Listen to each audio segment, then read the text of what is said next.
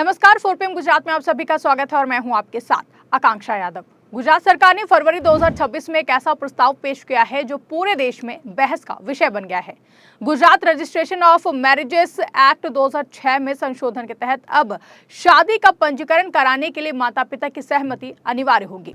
अगर कोई जोड़ा शादी रजिस्टर कराना चाहता है तो उन्हें आवेदन के साथ माता पिता के संपर्क विवरण देना होगा और ये बताना होगा कि उन्होंने अपने माता पिता को शादी के बारे में सूचित किया है या फिर नहीं। रजिस्ट्रार को यह जिम्मेदारी दी गई है कि वो आवेदन मिलने के 10 दिनों के भीतर माता पिता को व्हाट्सएप, एसएमएस या फिर अन्य माध्यम से सूचना भेजें। इसके बाद 30 दिनों की सत्यापन अवधि होगी जिसमें दस्तावेजों की जांच की जाएगी और फिर ही मैरिज सर्टिफिकेट जारी होगा।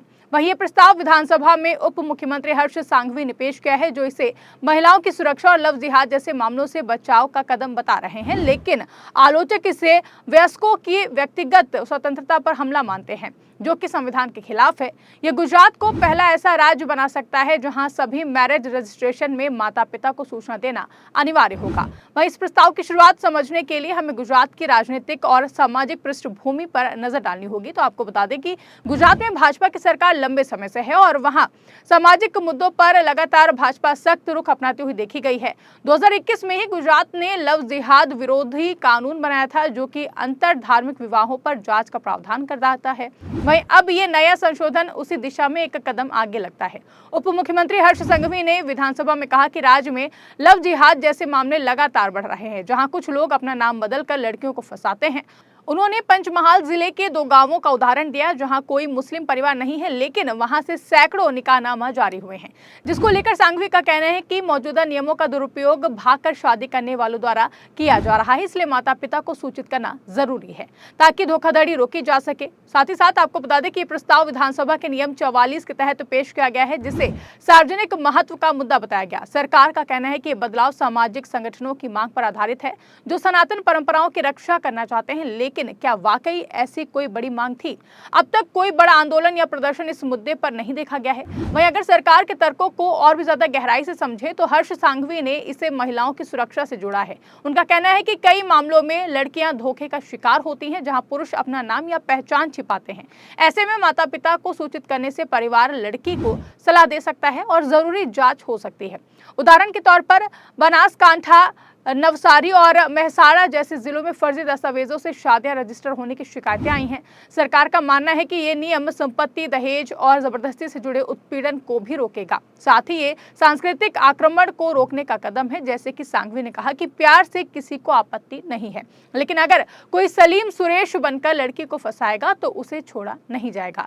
ये बयान सीधे लव जिहाद की थ्योरी से जुड़ता है, जो कि दक्षिणपंथी समूहों द्वारा प्रचारित की जाती है। हालांकि केंद्र सरकार और अदालतों ने लव जिहाद को आधिकारिक रूप से मान्यता नहीं दी है, फिर भी गुजरात में यह मुद्दा राजनीतिक रूप से गर्म है। कुछ सामाजिक संगठन जैसे कि पटेल और ठाकुर समुदाय पहले से ही ऐसे नियम लागू कर चुके हैं। आज सत्ता की आंखों में आंख डालकर पत्रकारिता करना मुश्किल हो गया है। हम पर मुकदमों से लेकर चैनल को बंद करने का दबाव बनाया जा रहा है। मुश्किल दौर है, लेकिन हम हार नहीं मानेंगे। इसीलिए 4PM को ज्यादा से ज्यादा ज्वाइन करें और स्वतंत्र पत्रकारिता को जिंदा रखने के लिए जितना हो सके हमारा आर्थिक सहयोग करें। उम्मीद है कि आपके सपोर्ट से ये जंग भी हम जीत जाएंगे। खेड़ा जिले के नंदगांव में ग्राम सभा ने परिवार की मर्जी के खिलाफ शादी पर सामाजिक बहिष्कार का फरमान जारी किया है।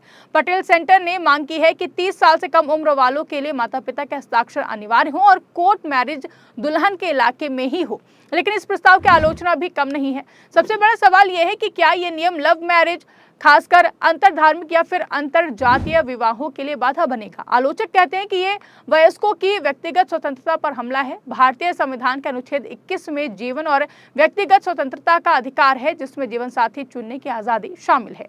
सुप्रीम कोर्ट ने कई फैसलों में कहा कि 2 वयस्कों की सहमति से शादी में परिवार या राज्य का हस्तक्षेप नहीं होना चाहिए। उदाहरण के तौर पर 2018 के हदिया केस में अदालत ने कहा कि वयस्क महिला अपनी मर्जी से शादी कर सकती है, भले ही परिवार विरोध करे। इसी तरह 2017 के पट्टा स्वामी फैसले में निजता को मौलिक अधिकार माना गया। अब अगर माता पिता को अनिवार्य सूचना दी जाएगी तो परिवार से दबाव, हिंसा या फिर ऑनर किलिंग की आशंका बढ़ सकती है।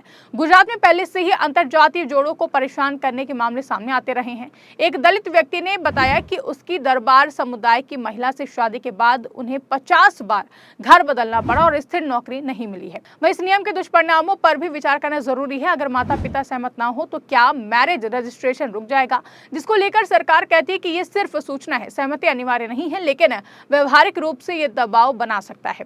इससे मुकदमेबाजी बढ़ सकती है क्योंकि कई शादियां अवैध करार कर दी जा सकती हैं। संपत्ति और उत्तराधिकारी के मामलों में घरों में तनाव पैदा होगा। युवा जोड़े, खासकर महिलाएं, परिवार की इच्छा के विरुद्ध निर्णय लेने में हिचकेंगी। लव मैरिज पहले ही सामाजिक कलंक का विषय है, अब ये और भी ज्यादा कठिन हो सकता है। जहां विपक्षी पार्टियां जैसे कि कांग्रेस और आम आदमी पार्टी से प्रचार का तरीका बता रही हैं। गुजरात कांग्रेस के प्रवक्ता पार्थिवराज सिंह कठवाड़िया ने कहा है कि ये असली मुद्दों से ध्यान भटकाने की कोशिश है।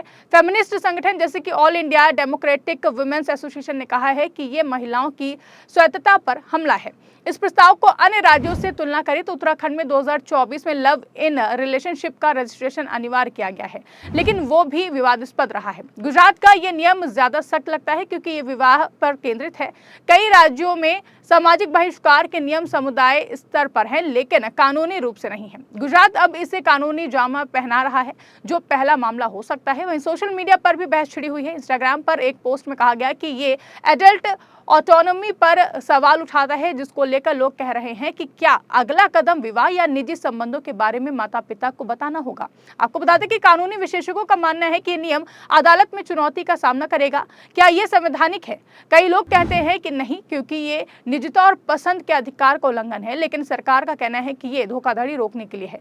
वहीं अब सवाल यह है कि क्या सुरक्षा के नाम पर राज्य निजी जीवन में इतना दखल दे सकता है। ये बहस जारी रहेगी क्योंकि प्रस्ताव पर 30 दिनों तक सार्वजनिक प्रतिक्रिया ली जाएगी। गुजरात के युवाओं के लिए ये एक बड़ा बदलाव हो सकता है जो उनकी आजादी को प्रभावित करेगा। वहीं इस खबर पर आपकी क्या राय है, कमेंट करके हमें जरूर बताइएगा। फिलहाल के लिए इस खबर में बस इतना ही। ऐसी तमाम बड़ी और राजनीतिक खबरों के लिए आप बने रहिए और देखते रहिए 4PM गुजरात।